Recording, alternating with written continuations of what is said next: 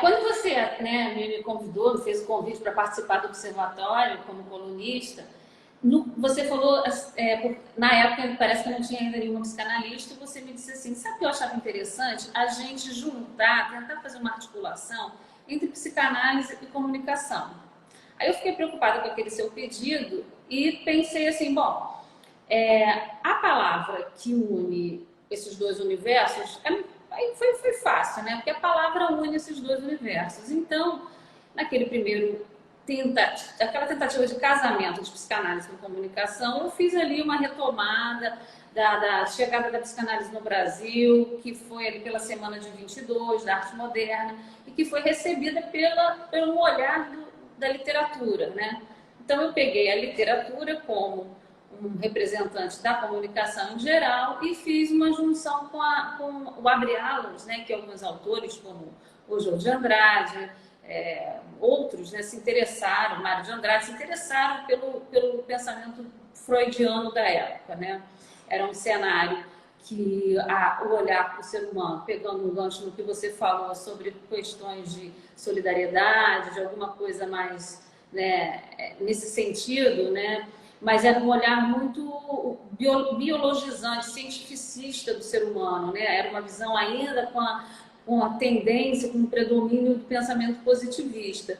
E quando Freud chega trazendo a promessa da subjetividade, isso encantou aquela intelectualidade brasileira ali daquela época que se interessou pelo pensamento freudiano. A gente vê, inclusive, outros autores, como o próprio Manuel Bandeira, que tiveram interesse, né, Sérgio Buarque de Holanda, tiveram interesse nesse pensamento, né? E aí fizeram esse franqueamento do freudismo ali no início da psicanálise aqui no Brasil. Então, isso foi fácil, cumprir aquela promessa de casar a psicanálise com a comunicação, porque tanto pela palavra, né, como até pelo silêncio, que por coincidência ele começou aí meio que ilustrando um pouco do que a gente ia falar, tudo meio combinado, né? O silêncio também, né, faz parte dessa comunicação e faz parte da psicanálise. E aí eu acho que a gente conseguiu, nesse casamento, fazer aí uma transparência linguística. Aí você me chamou, aí você me convidou para fazer a live, me explicando o que você tinha feito, né, esse projeto incrível das 8 instâncias, dos 8 R's, e que ficava para mim, então, a retribuição. Do legado. Essa ideia de que eu não acabo se eventualmente. Eu não sei se você viu outro dia um bilionário doou toda a sua fortuna. Voltando só um pouquinho aí, quando você citou aí do texto que felicidade divorciada da eternidade, né? Dessa ideia de que felizes para sempre e que o lugar da contingência é o lugar do encontro, né? É justamente o lugar do real, que não tem um igual ao outro, né? Não tem uma live igual a outra, mesmo com as mesmas pessoas falando sobre o mesmo assunto, com as mesmas pessoas entrando para assistir, como se isso fosse da ordem do possível, não Sim. seria um igual ao outro. Então, essa é a felicidade, né? Que nada tem a ver com a eternidade, mas que tem a ver com a fruição, né? Com o entendimento que a regra do jogo está apoiada na transitoriedade, né? E é isso. E é o que temos. E que é bom, né? Que senão a gente ficava na mesma, né? Mas em relação ao legado, né? Foi uma outra palavra que a gente falou que ela era bem representativa da instância da retribuição. Quando a gente fala de troca, né? Aí a gente pensa de novo, tentando chegar à psicanálise com a retribuição cada vez mais pertinho do altar, a psicanálise e a cultura se amam, né? Mas é preciso que exista um espaço de amplificação da cultura, né? E no teu projeto das instâncias, eu vi a retribuição, que inclusive você me disse, né? A gente conversando, você disse que fez primeiro umas e depois, de acordo, acredito que no sentido de ir adequando, ajustando a realidade vigente, as instâncias com as necessidades, você foi incluindo outras e a retribuição é uma das recentes, né, das que foram incluídas na edição nova. Sim. Então, assim, eu vi ali a retribuição presente, né, que liga-se com a ideia de sustentabilidade, com responsabilidade ambiental, e que eu acho que a gente pode puxar bem para o que está acontecendo, né, nos nossos anos 20 e, obviamente, atravessado por toda, então, esse contingenciamento pelas circunstâncias, né, por uma condição adaptativa à circunstância, e que a gente volta no inferno são os outros, né, e que você se depara com uma divisão espacial que precisa um jogo ser combinado e ele não é, né? Então, quando a gente falou na primeira troca da liberdade por organização social, da sexualidade por inscrição civilizatória, e o que a gente hoje pode ver, ajustado, circunscrito a esse momento pandêmico, é a terceira troca para o jogo dar certo, né? A terceira troca que é a das renúncias, né? A gente, como grande parte da população, não entende, não dimensiona o poder da contaminação, ficam elencando atitudes como se fossem atitudes individuais e não são, apesar de aparentemente uma escolha pessoal, ela possa ter, né, uma justificativa no indivíduo, mas ela, direto ou indiretamente, ela afeta o outro, né? E aí Sim, vem a teia. Aí vem a condição de teia e que a gente vive em teia, e que eu acho que se liga bastante com o que você fala da retribuição presente. sim, porque tem a presente e a futura, né? Pois é, e eu acho que essa terceira troca que a gente está se apropriando aqui para a gente, que se juntando com Hobbes e com Freud, e criando uma terceira troca que seria essa da renúncia, pela renúncia desse gozo imediato, desse deleite insensato, que é uma questão econômica. Eu posso segurar um pouquinho para daqui por um bem social, uma troca por um bem. Agora, eu queria falar mais um aspecto que eu anotei aqui, Renata. Você falou de uma cultura do desempenho nessa live que eu assisti sobre psicanálise e cultura, né?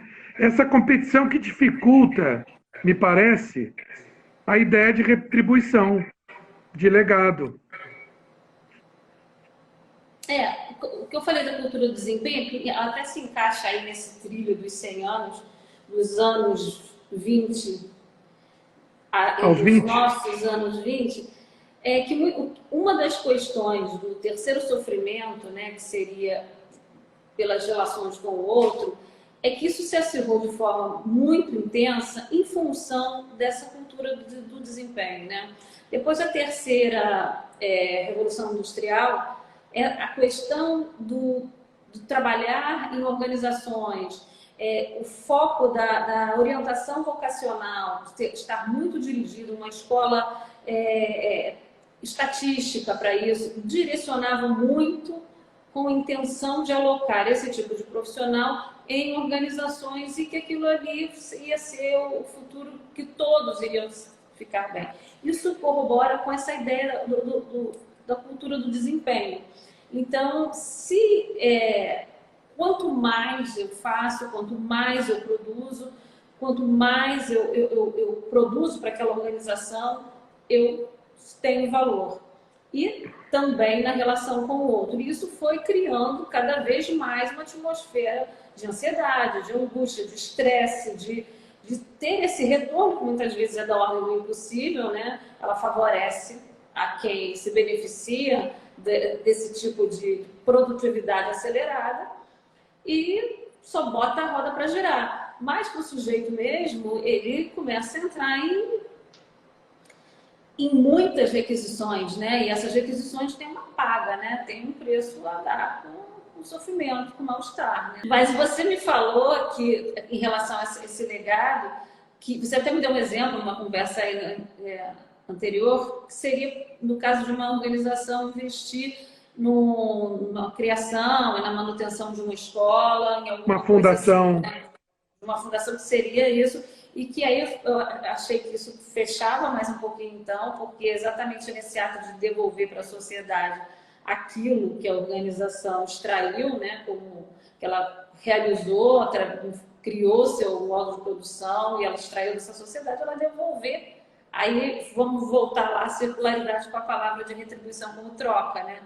Ela trocar como devolver aquilo que ela se beneficiou para se erigir, né? E aí, se isso for, né, utilizado através da educação e da cultura, aí realmente fecha mais ainda com a ideia da psicanálise.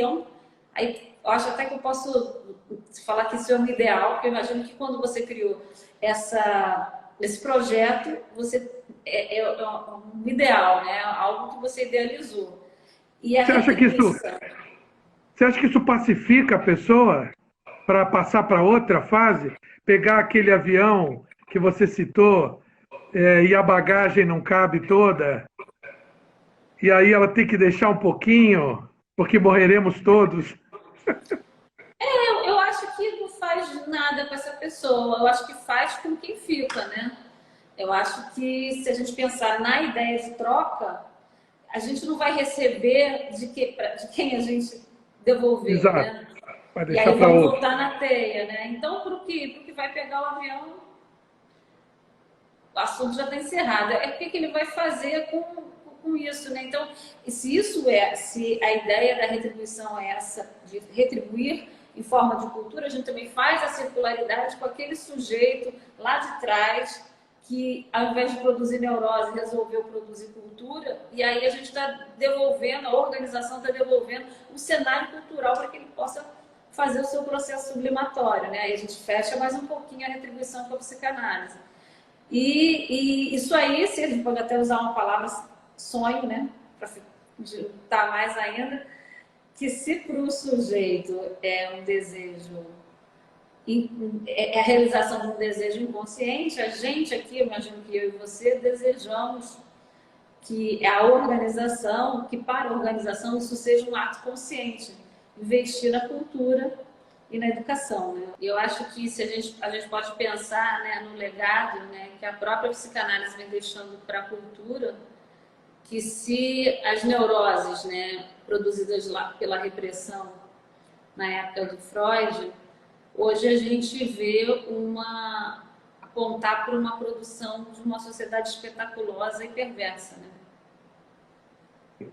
Mas aí, o que que fica o que que sobra de bom?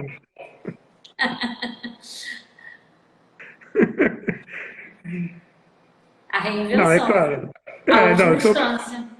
sem dúvida. Eu acho que Você já deu a bola, a reinvenção. sim, mas é que, veja, muitas empresas